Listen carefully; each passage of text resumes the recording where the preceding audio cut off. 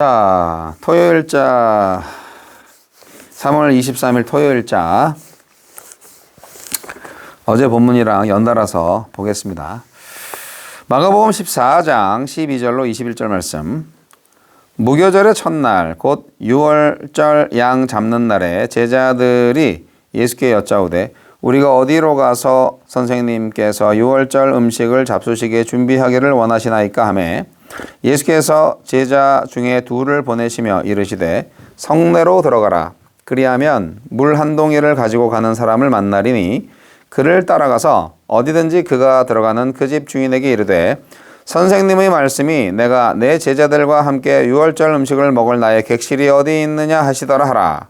그리하면 자리를 펴고 준비한 큰 다락방을 보이리니 거기서 우리를 위하여 준비하라 하시니 제자들이 나가 성내로 들어가서 예수께서 하시던 말씀대로 만나 6월절 음식을 준비하니라. 저물매 그 12를 데리시고 가서 다 앉아 먹을 때 예수께서 이르시되 내가 진실로 너희에게 이르노니 너희 중에 한 사람 곧 나와 함께 먹는 자가 나를 팔리라 하신대 그들이 근심하며 하나씩 나는 아니지요 하고 말하기 시작하니 그들에게 이르시되 12 중에 하나 곧 나와 함께 그릇에 손을 넣는 자니라. 인자는 자기에 대하여 기록된 대로 가거니와 인자를 파는 그 사람에게는 화가 있으리로다. 그 사람은 차라리 나지 아니하였더라면 자기에게 좋을 뻔하였느니라 하시니라. 네, 6월절 만찬과 배반. 예수님은 제자들이 묻기 전에 이미 6월절 식사를 위한 다락방을 마련해 두셨습니다. 그리고 제자들과 음식을 나누는 중에 한 제자의 배반을 처음으로 예고하십니다. 예수님은 어떤 분입니까? 예수님은 자신이 6월절 어린 양이 되어서 죽으실 것을 알고 계셨습니다. 그래서 6월절 어린 양이 희생되는 무교절 첫날에 만찬을 준비하여 6월절 식사와 자신의 죽음을 연결하셨습니다. 예수님의 죽음은 종교 권력자들의 작전, 그들과 유다의 공모가 성공한 결과가 아니고요. 철저히 예수님이 선택한 결과였습니다. 예수님은 하느님의 나라의 계획을 이루시는 거죠. 기록된 대로 그 말씀을 성취하기 위해서 한 채 어긋남 없이 주어진 길을 가셨습니다. 6월절에는 예수님 예루살렘을 찾는 순례자들이 많고 6월절 식사도 성전 경내에서 이루어져야 했기 때문에 식사 장소를 확보하는 일이 매우 어려운 일이었습니다. 하지만 미리 넉넉한 장소를 준비해서 예수님과 제자들에게 제공한 사람이 있었습니다. 자, 이처럼 주님을 해하는 악한 자들만 있지 않고요. 주님을 위하는 선한 손길도 있어요. 주님을 위한 내려놓음과 내어드림을 통해서 오늘도 하느님의 뜻이 이루어지고 하느님의 나라가 확장됩니다.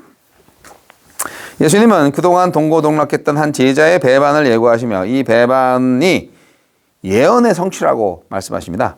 예수님에게 일어나고 있는 모든 일이 우연히 벌어지는 비극이 아니라 하느님의 목적과 계획의 일부였습니다.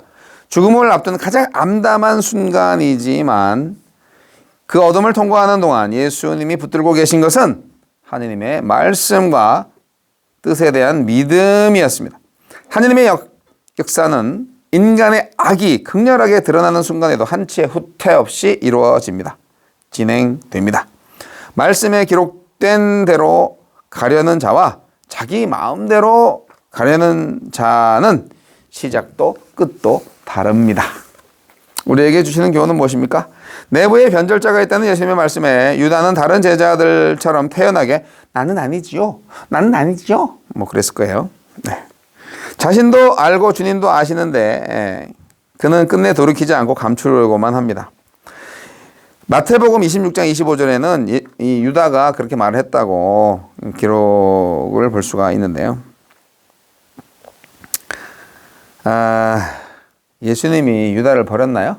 예수님이 그를 버린 게 아니고요. 그가 예수님을 버렸습니다. 내 힘으로 돌아설 수 없을 때가 오기 전에 오늘 주님이 사랑의 경고를 보내실 때 헛된 기대와 위선을 버리고 속히 돌아서야 합니다.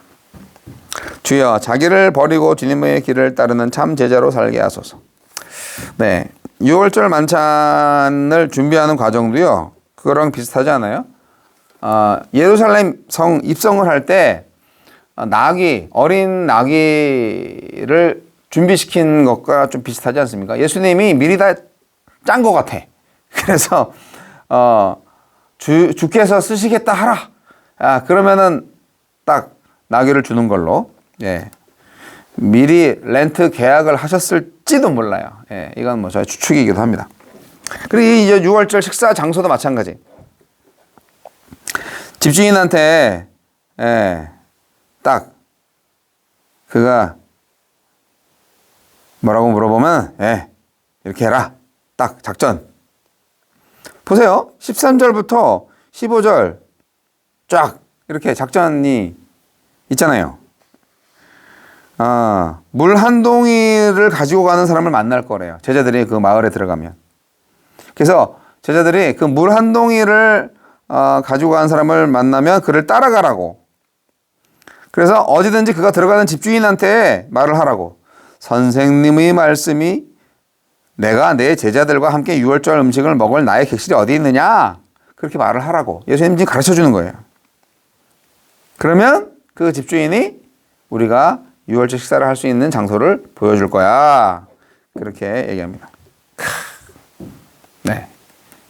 예약 잘 해놓으신 것 같아요. 네. 이 마가복음서가 짧긴 하지만 그 예수님의 그 고난이나 기적 이야기나 어떤 부분에 있어서는 누가복음이나 마태복음보다도 더 디테일하게 표현된 부분들이 또 있습니다. 재밌어요. 여하튼 6월절 만찬에서 물론 해석이 좀 제가 좀 잘못 해석을 너무 상상이 지나치다 라고 생각할 수도 있어요. 그러니까 이 본문을 이렇게 그 나귀 새끼 준비한 것도 그렇고 이 6월절 만찬 식사 장소를 준비한 것도 저는 지금 인간적으로 생각을 해서 예수님 미리 예약을 해놓으셨을 거예요. 이렇게 얘기를 했지만 이거를 이제 신비적으로 또 해석을 하면 그냥 예언을 하고 성취를 하신 것이다. 그렇게 아무런 예약도 안 해놓고 그냥 이렇게 말을 하면 이렇게 할 것이다. 이것도 하나님의 능력이니까. 여하튼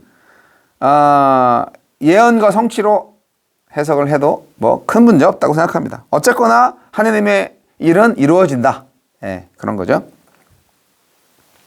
제자들은 어쨌든 예수님의 말씀에 순종했고 순종하면 역사가 일어난다. 다 체험을 한 겁니다. 예수님의 말씀이 그대로 이루어진다는 것을 여러 번 체험을 했기 때문에 제자들한테는 이것이 반복 학습이 되거든요. 그래서 중요합니다. 예수님의 예언은 반드시 성취된다. 이런 것이 딱 기억에 남고 머릿속에 딱 새겨지면 가장 중요한 예언, 내가 죽었다가 3일 만에 부활할 거야. 그런 예언의 말씀도 딱 믿고 기다릴 수 있잖아요. 물론 제자들은 그렇게 안 했지만 우리는 그렇게 할 수 있습니다. 예수님이 하신 말씀 믿고 순종하고 기대할 수 있습니다. 만찬 과정에서 이제 유다가 배반을 할 것이다라고 이제 말씀하시는 건 참 이 대목을 읽을 때마다 참 마음이 아픈데요. 왜 예수님이 유다의 배반을 미리 알렸을까요? 그 이유가 중요합니다.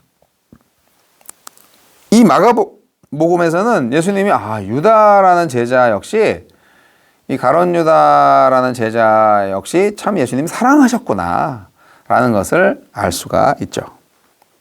이 사람은 태어나지 않았으면 참 좋았을 것 같아. 그렇게 말씀하실 정도예요. 예. 마가복음에서 이렇게 참 인간적으로 잘 표현해 있어요. 그러면 가룟 유다가 없으면 어떻게 해요? 사실 가룟 유다가 배신하지 않았으면은 뭐 시몬 베드로라도 배신했을걸요? 누군가는 배신을 해야 돼. 왜냐하면 그것이 말씀의 예언이기도 하기 때문에. 예. 그래서 어떻게 보면 뭐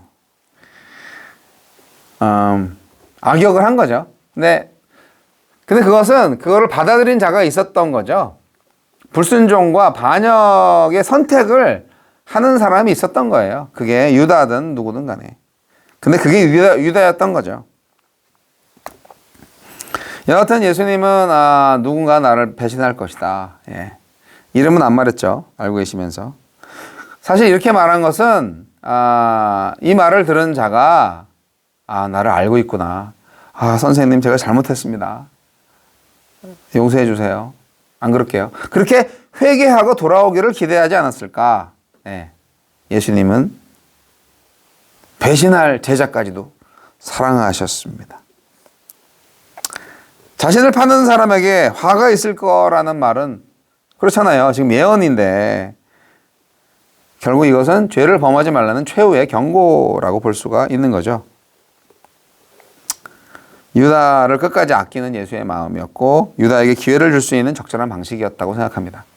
하지만 유다는 끝끝내 돌이키지 않았고 예수님이 주신 기회를 잡지 않았습니다. 죄인을 용서하고 새로운 기회를 주려는 사랑의 은혜가 오늘 가룟 유다와 같은 마음을 가진 우리들한테 주님은 계속 제안하고 있다는 것을 느끼십니까? 우리는 다 가룟 유다 같은 사람들이에요. 우리 마음속에 두 마음이 있어요.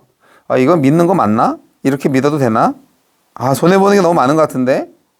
이렇게 하면은 더 신앙생활 잘하고 복도 받을 수 있을 것 같은데? 굳이 이렇게 십자가 져야 되나? 그런 생각 할 수 있거든요. 네. 신앙생활이요. 사실 지름길이 없어요.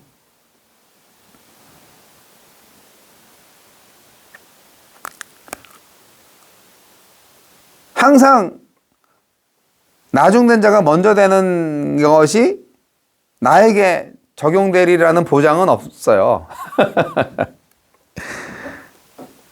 그냥 가면 돼요. 하나님의 말씀에 그냥 노 브레인으로 순종하면 됩니다. 결과에 개의치 마시고요. 하나님, 예수님의 예언과 약속을 믿고 따르십시오. 네, 그럼 반드시 이루어질 것이고요. 반드시 이루어질 것에 대한 기대로 오늘 기쁨과 감사로 살 수 있습니다.